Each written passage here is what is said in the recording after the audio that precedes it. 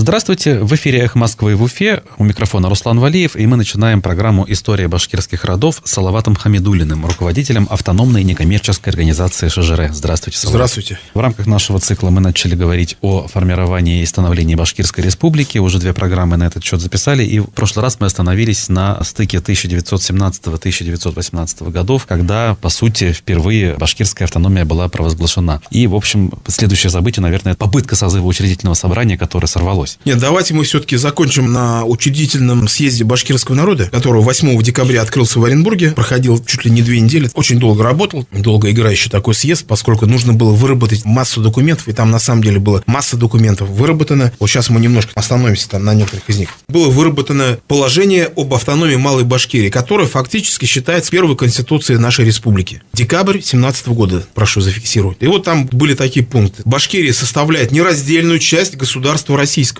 и представляет собой автономно управляющуюся страну с наименованием Малой Башкирии. Власть правительства Башкирии простирается на всю территорию Башкирии, выделенную из существующих ныне уездных, губернских и автономных единиц местности с преобладающим башкирским населением, но географически разделенные, так называемые оазисы, они имели в виду анклавы, также подчиняются власти правительства Башкирии как колонии своей метрополии. Потом будет анклавный Яланский кантон, который на территории современной Курганской области, имели в виду вот эти анклавы, подчиняются башкирскому правительству. По поводу наименования Малой Башкирии, в декабре 17 года они Малой Башкирии называют. Раз Малой Башкирии, значит, есть и Большая Башкирия. Они провозглашали только на территории Малой Башкирии, вот сейчас, в данный момент, республику. Но по плану хотели потом Большой Башкирии объединить всю территорию еще Уфимской губернии. Это сразу нужно зафиксировать, что это в декабре было. Не было какая-то придумка потом. И даже карта сохранилась, составленная именно тогда, на этом Курултае, предполагаемой Большой Башкирии, куда даже, в общем-то, предполагалось включить вот эту территорию проживания пермских башкир, нынешний Бардымский район Пермского края. Потом весь Мензелинский уезд, Актанышский и прочие районы. В Мензелинском уезде больше половины численности населения составляли башкиры. И плюс туда должны были войти так называемые оазисы, которые подчиняются как колонии своей метрополии. Это имеется в виду анклавные районы башкирского проживания, тогда же созданный Токчуранский кантон. Это вот стык современной территории Оренбургской и Самарской областей, где вот сейчас башкиры проживают. Александровский, Красногвардейский районы, больше Черниговский район Самарской области и так далее. Плюс Аргаяшский кантон. Но тогда, кстати, он не был анклавным, Аргаяшский кантон. То есть это, скажем, Аргаяшский район современной Челябинской области, Аргаяшский и Кунашакский. Тогда он соединялся по карте, потому что и даже Горнозаводской район, вот где Сим, Аша, все это тоже входило по вот этой карте. И вот это анклавный Яланский кантон или Ялан-Катайский на территории нынешней Курганской области. Вот такая была начерчена проект Башкирской республики. Проект, поскольку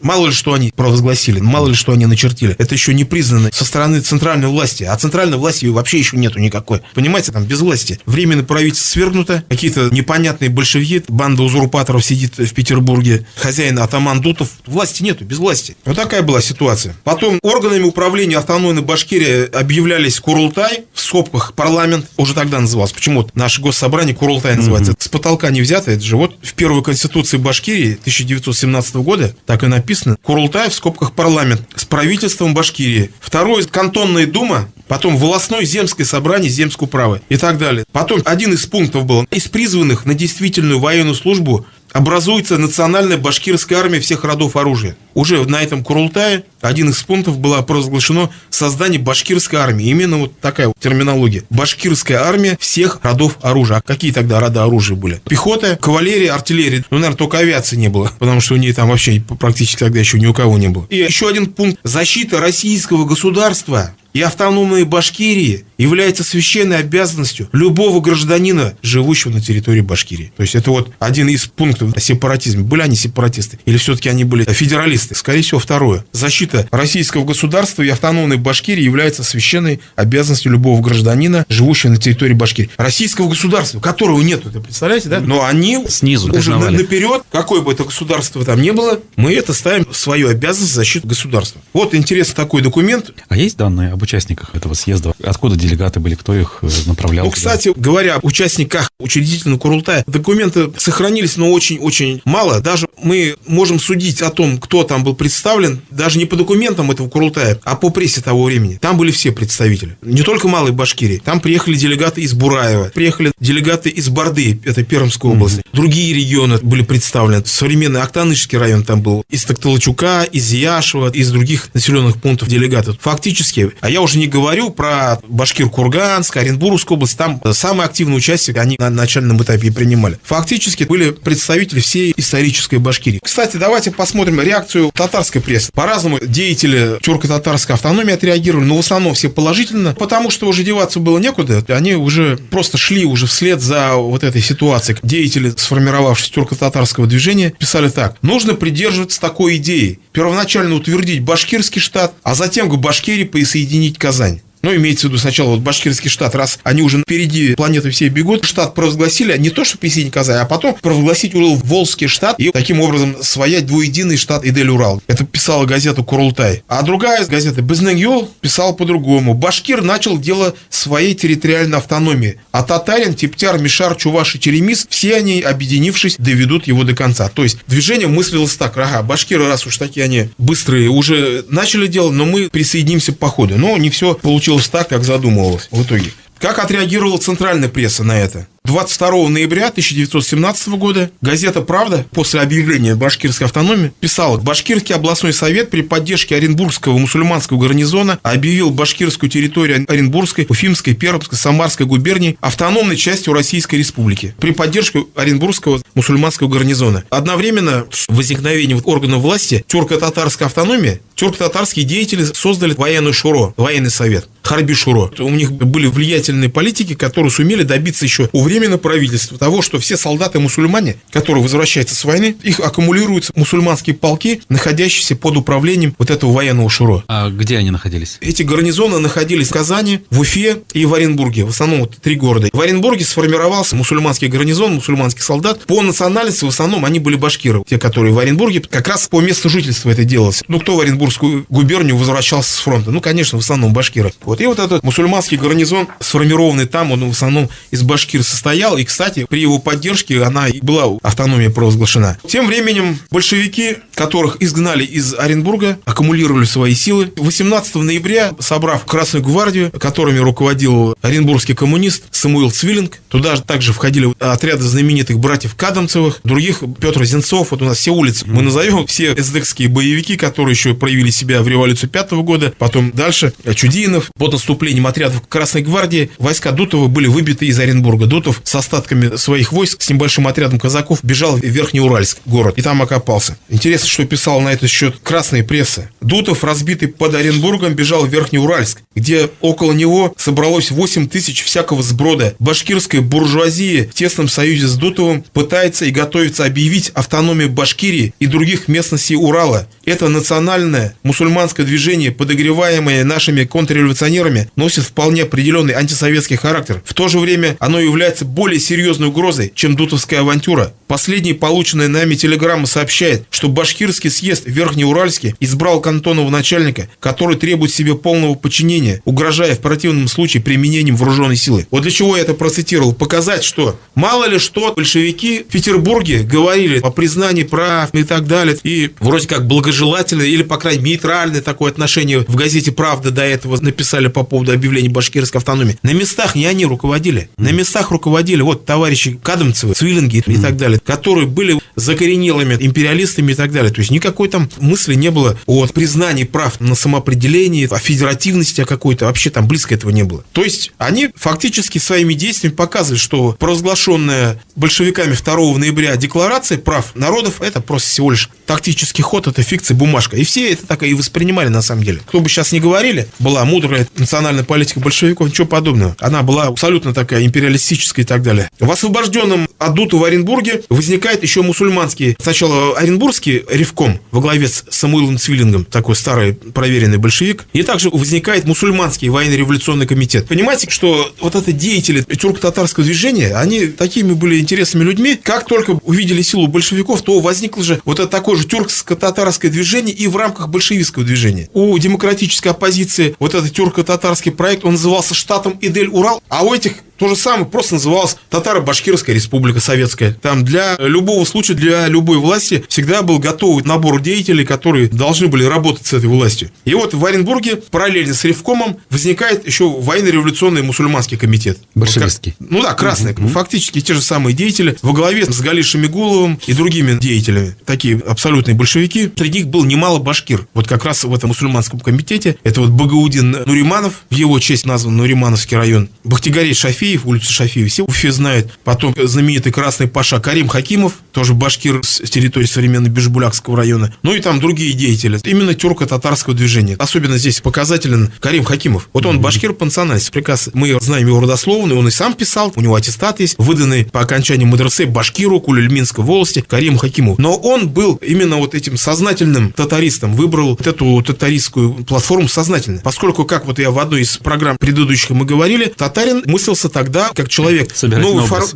Собирательный образ раз, и уже новой формации, в которой интегратор всяких разных мелких идентичностей, как башкиры, как они считали мелкой идентичность, там мишары, типтяры, нагайцы и так далее. И вот такой интегратор татарин. И Карим Хакимов как раз был из таких деятелей, который сознательно выбрал вот эту позицию. И вот возникает вот этот военно-революционный комитет. И главное, как им удалось в Центральном комитете большевиков добиться. Ведь фактически, где только советская власть провозглашалась, в этом регионе сразу возникал параллельно мусульманский комитет обязательно. То есть, кроме ревкома, условно говоря, уфимский ревком, тот же бац, возникает какой-нибудь мусульманский ревком. Если где в Челябинске, то же самая ситуация. Фактически везде они организовывали такую параллельную структуру, мусульманскую так называемую, куда входили под названием мусульмане фактически поборники Татаро-Башкирской Советской Республики. А фактически вчерашние как раз вот эти Идель-Ураловцы, штаты Идель-Урал. Ну, по сути, для обретения легитимности им это было выгодно. Да, естественно. То есть, я хочу сказать, это для чего я это говорю, насколько это были тактические люди, очень такие шустрые, успевали везде. И вот таким образом, вот эти мусульманский военно-революционный комитет, который образовался в Оренбурге, они были категорически против отдельной башкирской автономии. В принципе, оренбургские большевики тоже особо-то не рукоплескали этой башкирской автономии. Хотя бы потому, что ее поддержал Дутов тот же. Белые первые поддержали. Ну, не белые, тогда белыми они не назывались, просто антибольшевики. И вот поэтому взяли и решили, в общем, да что с этими чикаться, с этими ребятами, с башкирским правительством, который сидит в Оренбурге. 17 февраля 1918 года по предложению мусульманского Оренбургского революционного комитета башкирское правительство было арестовано по обвинению в контрреволюции и заключено в тюрьму. Вот с этого момента, особенно баймакской трагедии, о которой мы сейчас расскажем, можно сказать, произошел окончательный разрыв башкир с большевиками. Ну и процесс становления республики приостановился. Погодите, тут что значит приостановился? Пока башкирское правительство заседало в Оренбурге до своего ареста, а мы знаем по одному из пунктов положения об автономии Башкортостана по Конституции, она должна была иметь собственную армию. Члены башкирского предпарламента, которые находились в Оренбурге, послали в башкирские волости Оренбургской губернии башкирских офицеров Амира Карамышева, Магазова, Идельбаева и других, которые должны были в башкирских властях заняться формированием башкирских вооруженных отрядов, которые должны были лечь в основу первых башкирских полков. Пока они находятся в Баймаке, Баймакский завод тогда назывался, был сформирован отряд большой, 400 человек, фактически уже первый полк кавалерийский, и он стоял в Баймаке, и вроде как и с местным Баймакским советом они вроде общий язык поначалу нашли, ничто, так скажем, не предвещало развязки трагедии. Но, оказывается, в это время Цвиллинг из Оренбурга по телефону дал приказ председателю Баймакского совета вооружить рабочих и ночью напасть безоружных абсолютно людей, новобранцев, и по возможности арестовать руководителей отряда.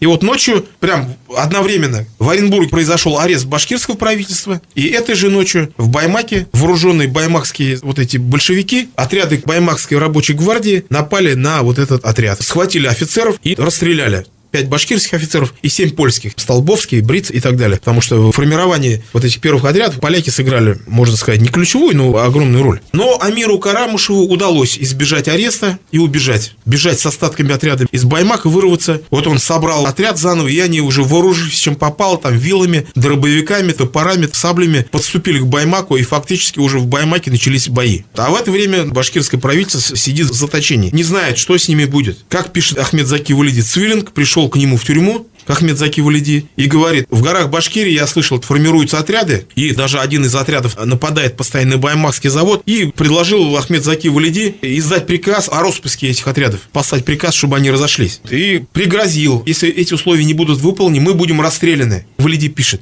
какое значение может иметь приказ, отправленный из тюрьмы? Он сказал: как знаете, и удалился. Арест башкирского правительства и баймакский расстрел окончательно оттолкнул башкира от советской власти. 5 марта 1918 года большевики выпустили ультимативное заявление к башкирскому населению. В нем говорилось: башкиры Орского и Оренбургского уездов формируют отряды вместе с офицерами, юнкерами и всякой сволочью против советской народной власти. Ревком приказывает башкирам и их организациям немедленно разоружиться, сдать все оружие местным советам и красногвардейцам, выдавать всех скрывающихся офицеров и юнкеров, прекратить разбойничьи набеги. Все башкирские селения, заподозренные в противодействии советской власти, будут сметены с лица земли артиллерией и пулеметами. Это 5 марта вышло вот это воззвание. То есть, видите, да, как, насколько в этом воззвании мы узнаем, что башкирские отряды вооружаются, совершают какие-то набеги. А известно ли, это столичные большевики или местные? Местные зачем? Это, естественно, все это местное. Я же говорю, такая ситуация, что на местах стали возникать локальные очаги противостояния. Не везде, но вот, допустим, вот в Оренбургской губернии был вот такой острый очаг конфликта. Сроком выполнения условий ультиматума были определены 3 дня. В противном случае Цвилинг грозил расстрелять башкирское правительство. И вот наступил день расстрела. В этот день должны были расстрелять башкирское правительство. Наступил день расстрела, и Ахмед Заки Валиди пишет: в ночь с 3 на 4 апреля поднялся какой-то шум. Оказалось, в Оренбург казаки совершили набег, в котором участвовал и отряд Амира Карамышева. Оказывается, в ночь с 3 на 4 апреля отряд казаков, 700 человек, куда входили также и отряд башкир Амира Карамышева, совершили ночной налет на Оренбург. 700 человек, а в Оренбурге стояло где-то 5000 солдат Красной гвардии, то есть огромные силы просто. Налет был настолько внезапным, что красные растерялись и ничего не смогли сделать. Фактически разбежались. Башкирское правительство было выпущено из-под ареста. Самуил Цвилинг убит. Он бежал из города, там где-то под Оренбургом был убит. Вот такая ситуация. То есть планом по расстрелу не суждено. Да, не суждено. Башкирское правительство бежало из-под ареста. Оно перешло на нелегальное положение. Башкиры, Ахмед Заки Валиди и так далее ушли вглубь башкирских властей и решили пробираться в Челябинск. Поскольку в Челябинске уже в мае произошел чехословацкий мятеж, и Челябинск оказался в руках чехов. Чехословацкий корпус, который воевал на стороне сначала те чехи, которые воевали против России на стороне Австро-Венгрии, массово переходили на сторону России. Из них был организован чехословацкий корпус. После революции, произошедшей, этот корпус нужно было отправить на родину, но поскольку там все было занято немцами, шла война, их решили переправлять через Владивосток. Посадили на поезда, направили в Владивосток с тем, чтобы посадить на корабли и отправить во Францию. И вот этот чехословацкий корпус, состав, он растянулся от Уфы до Омска на огромном протяжении вот этих составов. И в это время Троцкий издает приказ разоружить чехословацкий корпус. Непонятно. Сейчас пишут в некоторых публикациях, что это он специально это сделал. Не знаю. И в итоге чехословаки отказались разоружаться, подняли восстание. И вот один из отрядов чехословаков захватил город Челябинск. Власть. Они автоматически стали антибольшевиками. Да, естественно, антибольшевиками.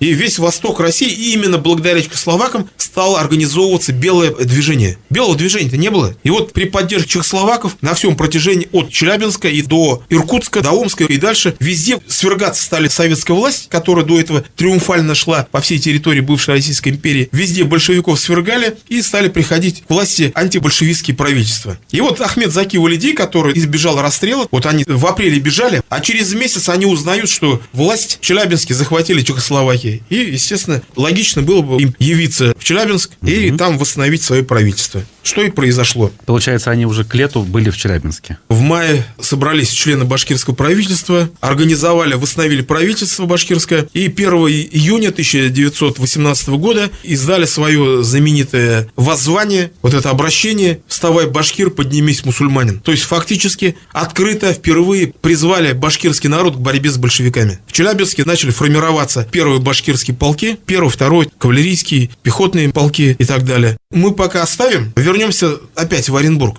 Что там? Вот свергли, бежало правительство. Вернее, сначала вот оно было арестовано, башкирское правительство. И там те башкиры-большевики, которые находились в составе мусульманского революционного комитета, попытались организовать то же самое башкирское правительство, только на советской платформе. Такая попытка была у них. И назвали свое правительство Временный революционный совет Башкортостана в Оренбурге. Туда вошли, опять же, вот Абдулла Давлетшин, Бахтигарей Шафиев, Газиз Аль-Мухаметов, в будущем известный башкирский композитор, Муса Муртазин и так далее. Что они объявили своей платформой? То есть ту же самую платформу отсутствия автономии? Да, вот они сделали обращение к народу автономного Башкортостана, члены бывшего башкирского ШУРО, обвиняемые в союзе с Дутовым и организацией действий против советской власти, арестованы. Сообразно с этим обстоятельствами образовался Временный революционный совет Башкортостана, который приступил к работе, чтобы одновременно с башкирской автономией установить в ней демократическое правление. Фактически башкирскому правительству ставилось в вину сотрудничество с Дутовым. В Москву был командирован Бахтигарей Шафиев для представления в Совет народных комиссаров РСФСР проекта положения о советской автономии. Но все эта игра, она быстро закончилась. Там посмотрели, явственно проявилась позиция большевиков. Он сколько этот совет? Месяц просуществовал. И после этого, по, опять же, Совету революционного комитета мусульманского во главе с Галишем Мигуловым, пришел, он сказал, да хватит уже играть в эту дурацкую автономию. И взяли и разогнали вот это. И даже большевистский совет. То есть, советское временное правительство было разогнано. Вот это разгон революционного совета, он окончательно стал последней точкой в попытках найти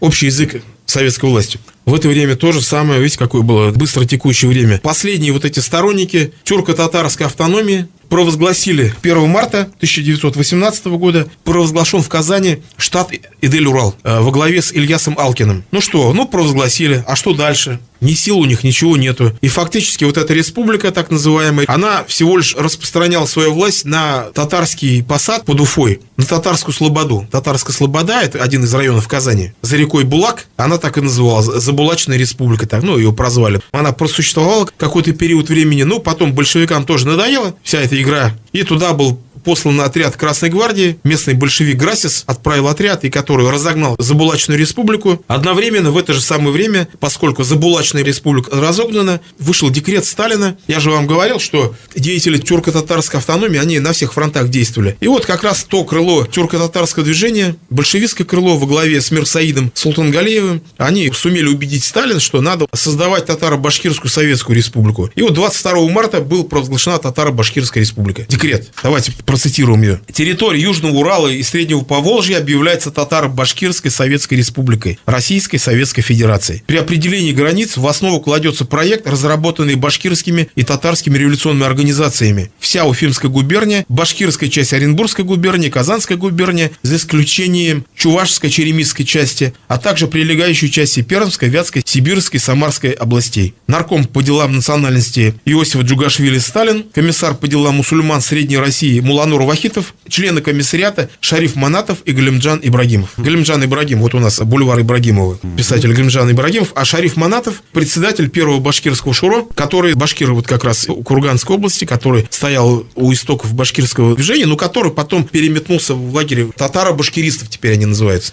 Столица этого новообразования где должна была? Там по проекту еще не была до конца определена, на бумаге декрет появился. Но объявить-то они объявили. Но реальной поддержки проект не получил. В первую очередь, со стороны башкир не получил. Потому что уже было поздно. Если бы это, может быть, там заранее уже, изначально они бы стояли на позициях территориальных, возможно, можно было хотя бы увлечь. За полгода до этого. Не за полгода, уже на первом мусульманском съезде, по крайней мере, это нужно было. Но уже было поздно, Башкирская республика уже существовала, была провозглашена, прошли 3 съезда. Пролилась кровь между большевиками и башкирами. Ну, о каком там уже может быть татаро-башкирской советской республике? Все, уже башкирское движение объявило большевиков своими кровниками в первый момент. Ну, а второе, Само татарское население, оно не то чтобы не хотело, оно было политически пассивное, и вообще оно не понимало смысла вот этих территориальных автономий. Мусульмане, татары Казанской губернии не проявили никакой активности и желания участвовать и работать на благо вот этой автономии. Ну, наверное, дальше мы продолжим говорить уже в следующих наших программах. Время эфира подходит к концу. Мы продолжим говорить о становлении и развитии Башкирской республики, о событиях столетней давности с Салаватом Хамидуллиным, руководителем автономной некоммерческой организации ШЖР, в следующей программе. Я благодарю всех, кто был сегодня с нами, и до свидания. До свидания.